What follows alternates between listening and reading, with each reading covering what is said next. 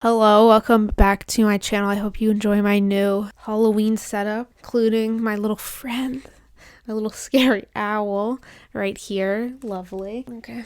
So welcome back. Today we're going to be talking about Lohanthony's newfound path of celibacy and Christianity and the problems that myself and others are finding with this new narrative and newfound weird sect of Christianity that he's following. So yeah, but before I get into that, I just wanted to say please like and subscribe. Please subscribe. I am overwhelmed by working a lot and school, full-time school, so please make this worth it and subscribe. I'm kidding, I enjoy doing this, so it doesn't really matter, but please subscribe. Let's get into it. So who is or was Lohanthony? Anthony Quintal started making YouTube videos or starting posting YouTube videos in around 2012 to the channel Lohanthony.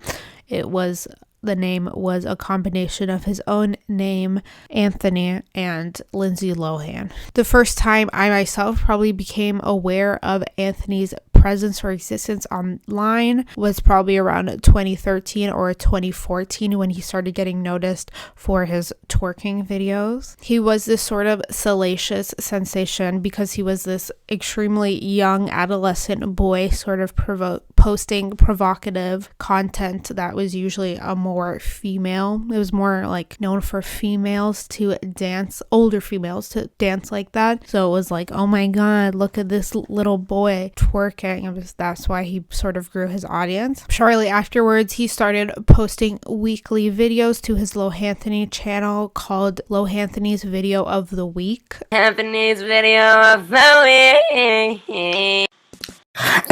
Which could be best categorized as like sort of vlog style content where he was just like dancing and talking about different things to the camera. He was always extremely open about his sexuality and that he was gay, so that sort of also garnered an audience because perhaps adolescents or young people saw themselves in him and felt validated and wanted to follow him. So it was a huge surprise when a few months ago he wiped all his content off of his Lohanthony channel. He sort of hasn't been posting consistently for the last few years, but in the last months it got uber weird when, as I said, he wiped all his old Lohanthony's videos off his channel and started posting like evangelical Christian content. He seems to be currently rejecting all sexual experiences or feelings that he may have, which is extremely polarizing to what he used to be, which is overtly sexual and open about his various experiences and tastes in men and such. So for context, I am an ex-Catholic. I was raised in the faith by my two parents. I went to church every Sunday. I stopped actively being a member of the church when I turned 18 due to various personal reasons, and just my own moral beliefs didn't really align with my church's, and so I didn't want to subscribe to that anymore. But I'm not here to wage a campaign against all Christian influencers or all Christian individuals. I don't have a problem with organized religion or people believing in anything that helps them live or they feel is authentic to them, as long as you're not harming anyone in the process or sort of invalidating anyone's gender expression or sexuality. I have no problem with you. In fact, there are various influencers or YouTube creators that I sort of love and watch and consume their content who are Christian,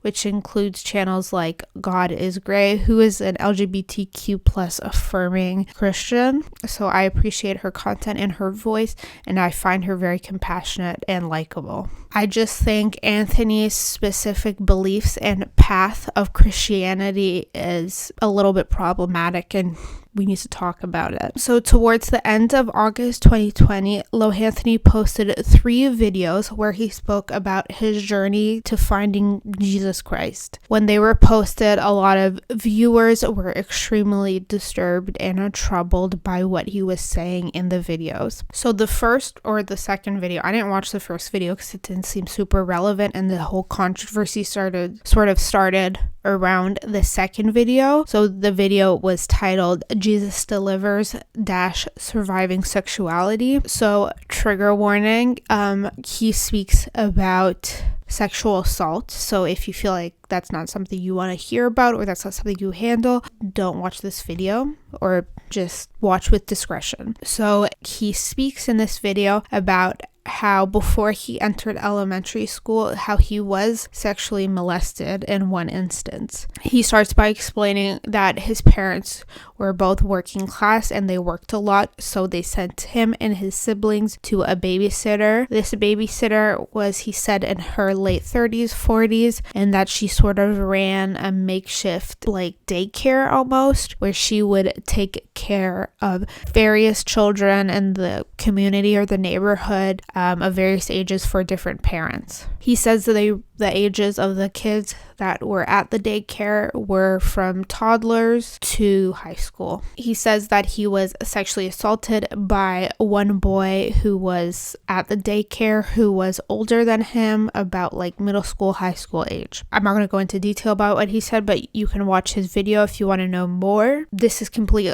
awful and reprehensible, and I hurt so badly for him. He says after this experience, he was acutely aware of his own sexuality, and when other men or people were looking at him in like a sexual way, which is like common for survivors of sex assault to be sort of hypersexual or hyper aware of sort of sexual experiences or feelings around them because of their trauma. It's especially relevant or prevalent when you are so young and this is your sort of introduction to sexuality. But then the part that is concerning for me is he makes this sort of really troubling leap and sort of connects his sexual assault to his same-sex attraction that he experiences as a child. He talks about he started being more aware of his same-sex attraction or sort of accepted his same-sex attraction around 6th grade. He says that he was troubled that he would commit petty theft from time to time and drink a lot of energy drinks. And then he does the leap again where he displays or talks about this asocial behavior or what he's deemed as asocial behavior or like bad behavior, like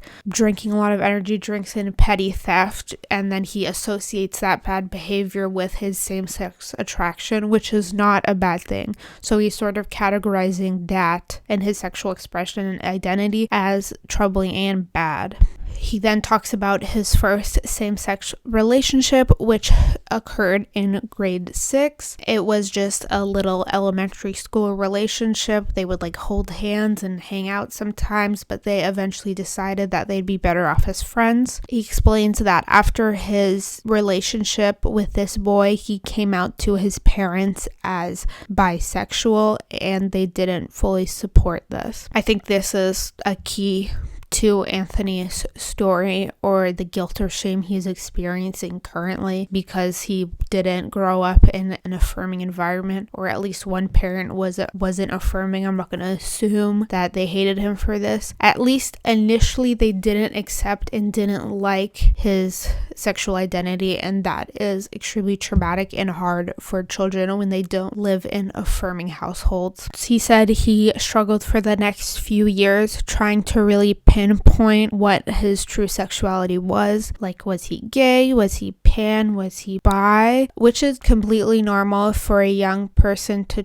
sort of explore their sexual identity through young adolescence to young adulthood. Some people do experience or experiment well into adulthood. It's very individualistic. Anyways, that's very normal to just sort of be experiencing and trying to figure out what you like, what you don't like, what is authentic to you in your experience. But he says that he felt a lot of pressure from people to be just gay because he was flamboyant and stuff like that. He was sort of stigmatized or characterized as just the gay boy instead of perhaps also experiencing opposite sex attraction or different stuff like that. He says that he was consumed by his same-sex attraction and his need for attention for the next 10 years or decade, so around 12 to 2021, which he's currently 21. This is a sort of common logical fallacy or faulty thought process that I see a lot of evangelical or extremely radical Christians use, including YouTubers like Girl Defined, who villainize bodily sexual needs or emotional need for intimacy or love. Most humans have sexual urges or needs, and that's completely okay, but these people associate it with bad and sinful behavior. I just want to emphasize that you should not be ashamed or feel sinful or bad for wanting to be loved or touched or doted on. Catholic guilt like this sort of tells you that you are a bad, sinful person if you have these sort of natural bodily experiences or urges, and that you shouldn't desire to be loved because you are bad. That's incorrect in my opinion, in my humble opinion, because humans are social creatures and they need closeness. We need closeness to one another, and that's just sort of part of the human experiences. Obviously, it's to varying degrees depending on the person, but you can't deny that we are social creatures and we need intimacy with others and we need closeness. That's not a bad, sinful thing. I sort of hurt for him that he has come to this conclusion or part in his journey of life where he thinks these urges within himself or these needs within himself are bad. He then continues to blame his same-sex attraction for him committing sins. In his eyes, these sins that he associates with his same-sex attraction were having weed and alcohol dependencies, experimenting with hallucinogenic, having casual sex, and being vain, like in love with money and internet views. It's no coincidence that through pursuing my same-sex attraction, I was also addicted to alcohol. I was also addicted to weed. I was also trying hallucinogenics. I was also addicted to money. I was also addicted to views. I was addicted to attention. He says finding God and realizing that God loved him cured him of all his sins, including his same-sex attraction. Anthony then seems to reiterate that the really disgusting and painful fact that his sexual assault is what caused his same-sex attraction. He then says that he has made a pledge of celibacy. So that's the first video that he posted. He then posted another troubling video on August 26, 2020 called Conversion Therapy and God's Truth. He immediately clarifies that he doesn't promote conversion therapy or conversion camps because he was getting accused of that by other YouTubers like Tyler Oakley or just people online. He seems a bit upset and a bit aggressive when he says that people assume that he did promote conversion therapy, but like logically, why wouldn't you? He went from being so open and expressive about his sexuality to being this sort of celibate, repressed, anti-same-sex, or just any sort of sex thing that he's into right now. Anthony says that his change of heart and path didn't come from him going to a conversion camp or therapy or undergoing conversion therapy, but it was just a spiritual awakening. To back up his support for non-conversion therapy, he cites religiousnews.com, which according to him said that, quote, in 2014, the American Association of Christian Counselors amended its code of ethics to eliminate the promotion of conversion therapy for homosexuals specifically. I tried to find what article he was citing. I could not find it. I don't know what he's referring to, but I do know he's right. The ACC did condemn, not condone,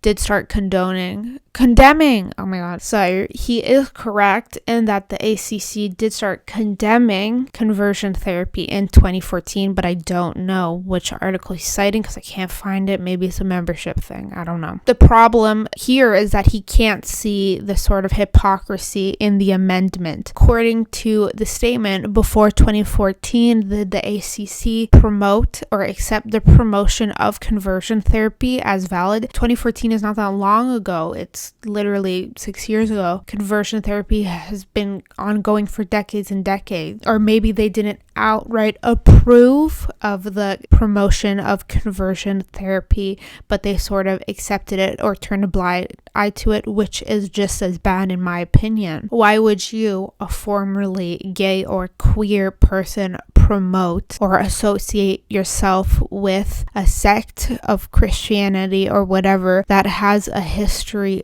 of oppressing queer folk and sending them to things like conversion camp, or looking at same-sex attraction as bad and sinful? So let's take a brief aside to examine what exactly conversion therapy entails or involves, and rationally apply it to the whole Lohanthony situation. If you don't know, the Trevor Project describes conversion therapy as a rehabilitation process where certain harmful Christian individuals or families send their LGBTQ plus children away to be cured of some part of their queer identity, whether it be their sexual orientation or their gender identity. So this implies that LGBTQ plus folk are mentally ill, that gayness and being trans is a mental illness. Then we have Anthony, who appears to be this sort of ex-gay individual advocating for mass celibacy for everyone, maybe.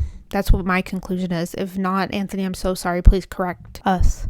And I want to reiterate that it seems to me that he is making this connection between his sexual assault and his same-sex attraction, which is really invalidating and problematic. I have heard this sort of belief before from radical religious folk, like extreme minority, mind you, of religious folk who say that like you are same-sex attracted because you have been molested or hurt by someone of the same sex when you were younger. I do hope I am completely misunderstanding him and that this is not what he is advocating or promoting on his channel, because it is extremely painful and problematic. Same-sex attraction is not caused by sexual violence or exploitation, period.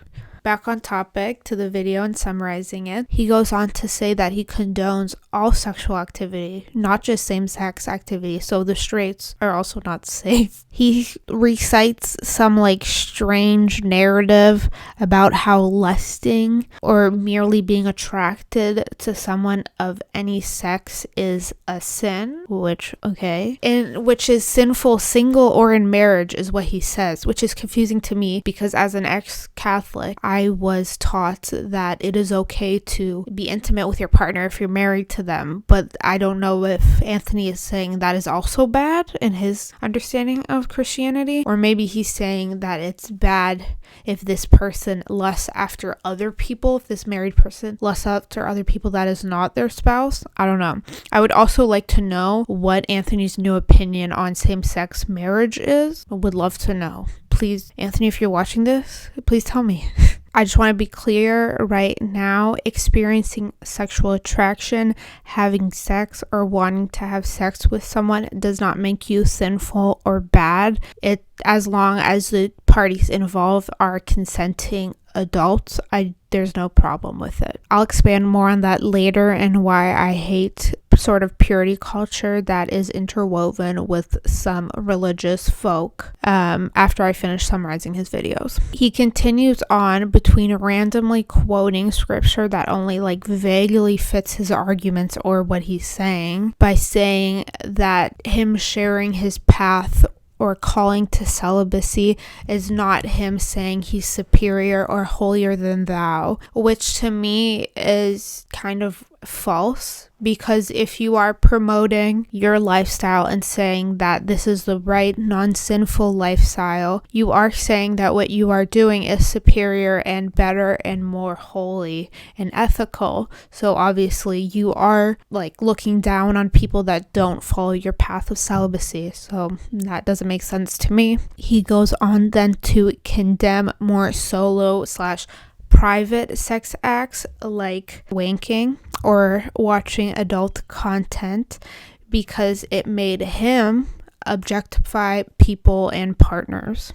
and allegedly isolated himself from God. So this one, like, he sort of had me in the first half because, like, if he felt that his consumption of adult content was causing him to objectify people in his life or treat them as sexual objects, and he identified that as a him problem, I believe it would be ethical to sort of examine that and step away from your sexual experiences for a second, to go to therapy or do some inner work and sort of figure out what you truly want.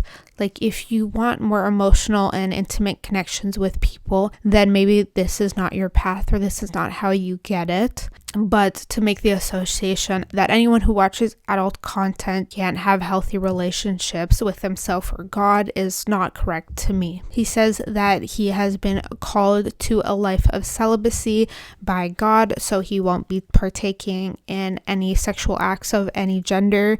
I believe he doesn't want to get married or doesn't want to have that life either, so it's not like he's going to marry a woman and have a family sort of thing. I want to be clear that I do think it's valid to be celibate and abstain from sex if that is your preference and that's what you want in life. You know, people who are asexual and don't experience sexual attraction are valid and exist, but neither lifestyle, either engaging or abstaining, makes you superior to another person. So that's sort of all the relevant points he goes into in the second video. The rest is him just randomly reading scripture passages that vaguely make sense to me. He has posted a couple other videos where he talks about his path or his Christianity and stuff like that, but I don't think they're noteworthy because he's just sort of talking about his faith and like just having little mini Bible studies with his followers, which I think good for you. Go for it as long as you're not harming anyone, but I think he is harming people in the process and maybe harming himself. The issue with Anthony's sort of newfound devotion to Christianity is not that he is a Christian, but it's what he promotes as a Christian or under the veil of his Christianity. His implication that any sort of sexuality, especially same-sex attraction, is sinful is extremely hurtful, especially when he has garnered an audience of followers and viewers who are LGBTQ+ because they sort of resonated with him as a creator. So now they're seeing someone invalidating them, which can be extremely hurtful. Purity culture, which I'm going to define as where people advocate for celibacy until heterosexual marriage and denounce any sort of sexual behavior outside of these parameters as deviant and immoral, which is advocated by some Christians, not all, including Anthony, apparently, causes people more harm than good, in my opinion. I think it's natural to have these needs and urges and to sort of demonize or villainize it or force people to repress it is where problems arise. It causes you to almost hate yourself when these things arise. And I am talking from almost personal experience. People in my inner circle holding beliefs of purity culture and how that was harmful to my own exploration of what I like and stuff like that. I think to demonize things that are so natural for a lot of people is to shame and isolate people and cause them harm and repression and stuff that takes therapy and stuff like that to undo. That is my main issue with Anthony's narrative and the fact that he seems to be connecting asocial or bad behavior and sex assault with his same-sex attraction is problematic and disgusting to me. I will link some other videos I found helpful which discuss purity culture, most notably from God is Gray, who is a Christian and hates purity culture and what it's done to her and others. I think it's a very interesting watch. I don't have any hate or ill wishes for Anthony. This video is more out of a place for concern for him and his viewers. It's just a shame that he has seemed to come to spirituality from a place of shame and trauma rather than genuine connection and authenticity. Like, I want to say, if you are religious or find comfort in religion, I think that's completely valid and fine. It's just like Anthony's path is not this. in my opinion. It's also concerning that he seems to be sort of anti-LGBTQ+. I hope I'm wrong on this and he's not actually anti, but as I said, he's built his audience on a primarily LGBTQ+ viewers and stuff like that. So they're seeing this and this is hurtful to them. This is someone that they at once watched and related to that is now condoning their lifestyle. Condemning. I keep confusing condoning and condemning. He's condemning their lifestyle, not condoning. Condoning would be good. So that's really it for now. We'll see where Anthony goes with this, and I hope he is happy and I hope he does no more harm. Thank you for watching. Please like and subscribe if you want. I'll see you next time.